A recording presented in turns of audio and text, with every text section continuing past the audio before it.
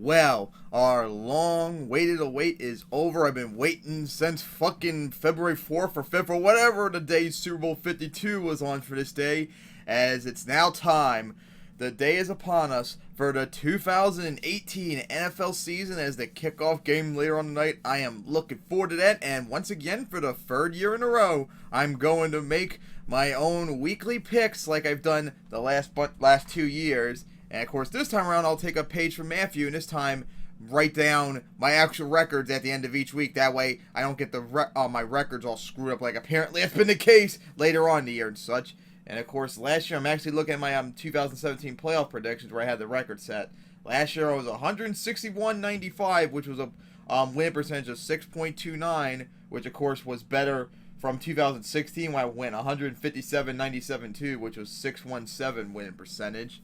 And of course, oh boy, I am going to look forward to all the times I was spot on when everyone thought I was going to be wrong. All the times I got wrong somehow that everyone apparently thought I was going to be wrong on as well. And of course, all the insults and death threats and accused of being a fan of every single team when I'm none of either. Oh boy. So, let's get into it for my Week 1 2018 NFL season picks.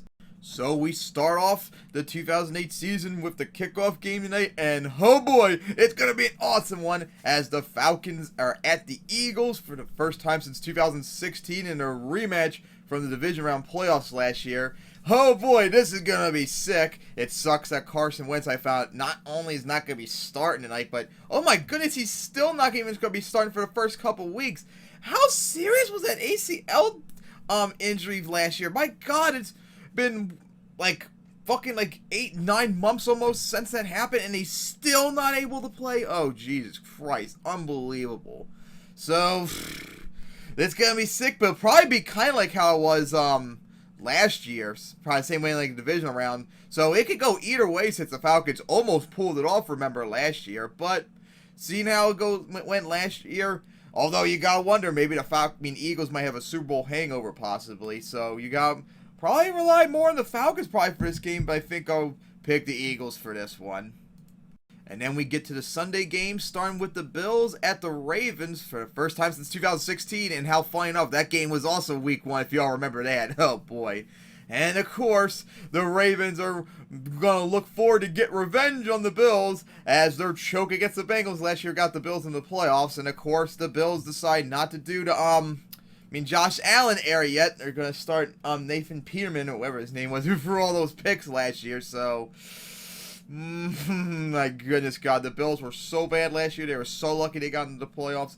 And of course, if y'all saw my picks, they're going to have an awful start to the year. I think I had them going 0-8 to start the year. That's how bad the schedule is for them. And of course, no surprise here, easily staying the Ravens. And then it's the Steelers at the Browns for the second year in a row that these two teams play each other in Week 1, second time in a row in Cleveland, and of course the Browns are still trying to get their first win since Week 16 of 2016, and remember, that could easily be the case too this week, since both games between these two actually were pretty close.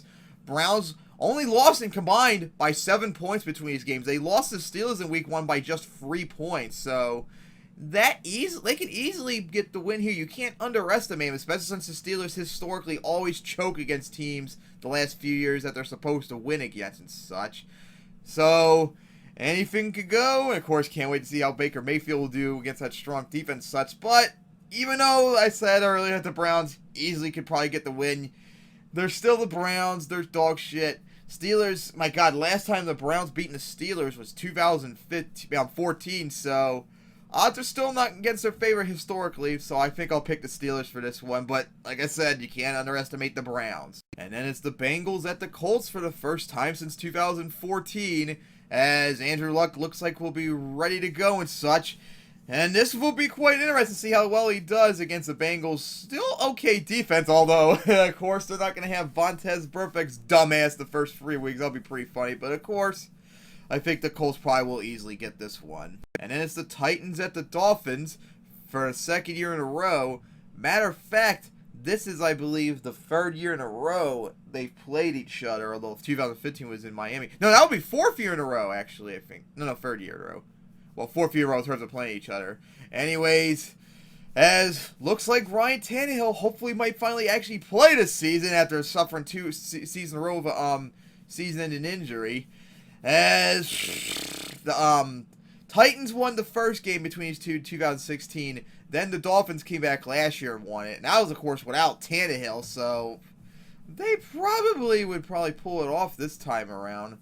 And, of course, the Titans, although, yeah, they made the playoffs, beat the Chiefs, yada, yada, yada. It looked pretty bad last year, and I think they're going to unfortunately struggle this year. So I actually think the Dolphins will get this one. And then it's the 49ers at the Vikings for the first time since 2012. As we'll see how the Jimmy Garoppolo era fully begins as his first season as the starter.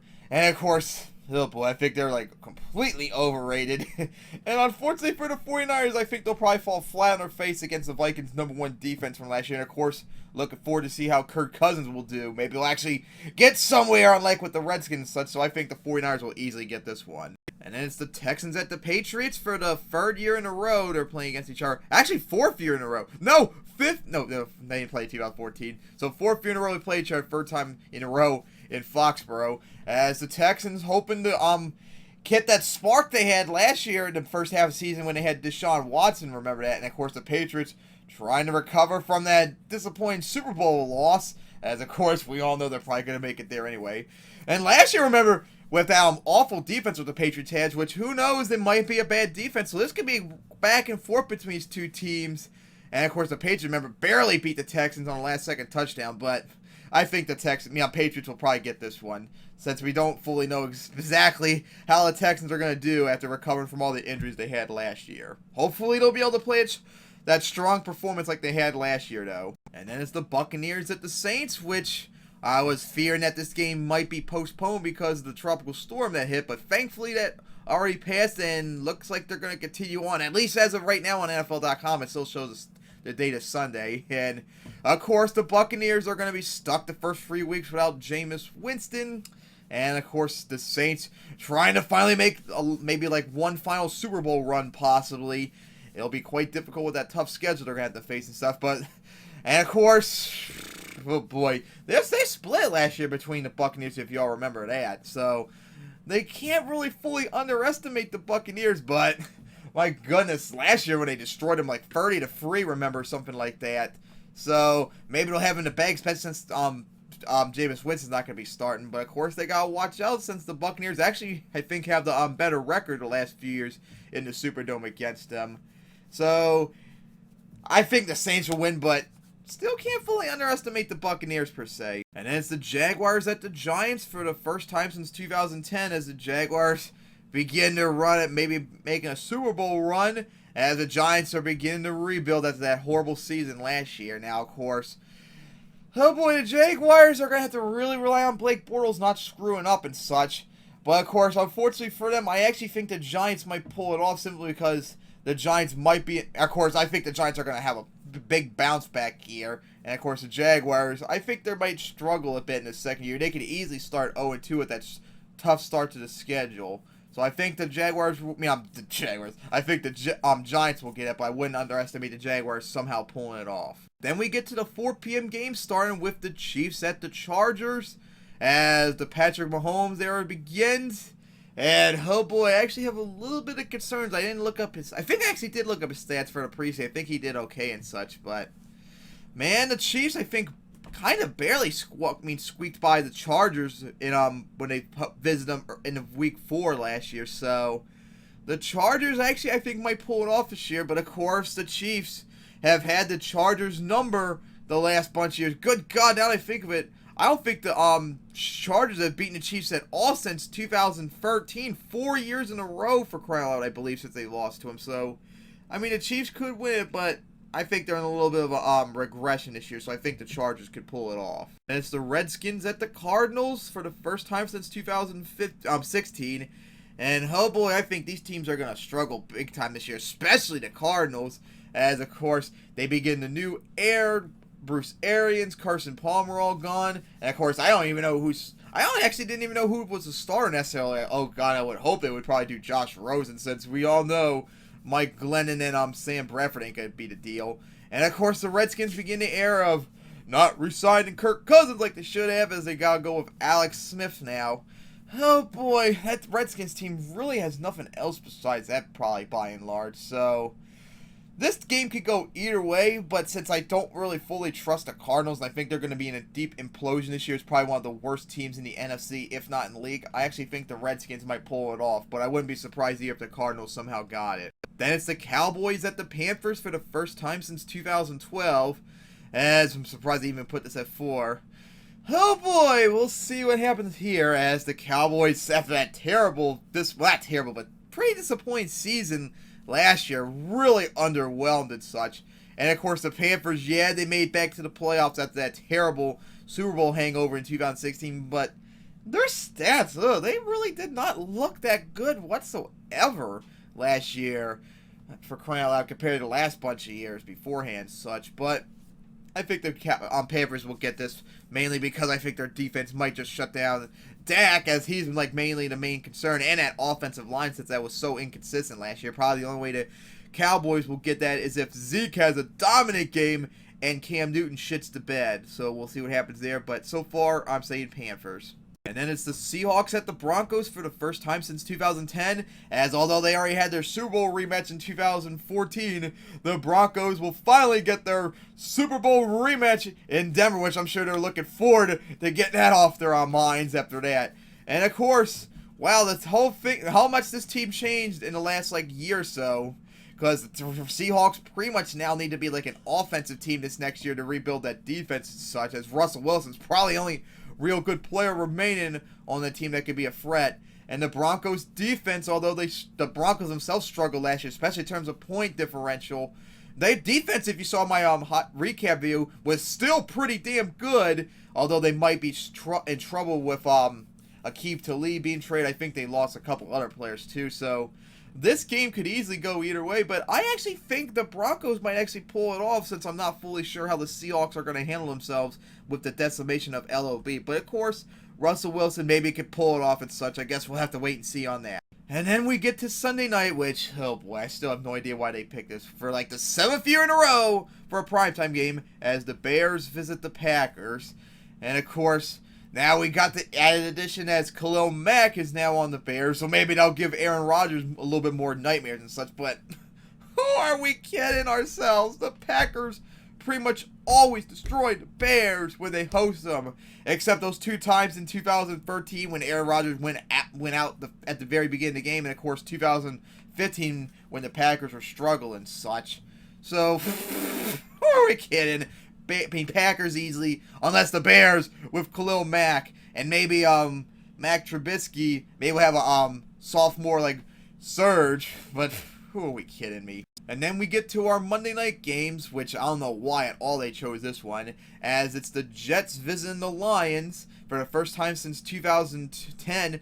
Hopefully we maybe be lucky, because the last 2 times they met in Detroit, 2002 and 2010, were overtime games, so maybe we could be lucky here.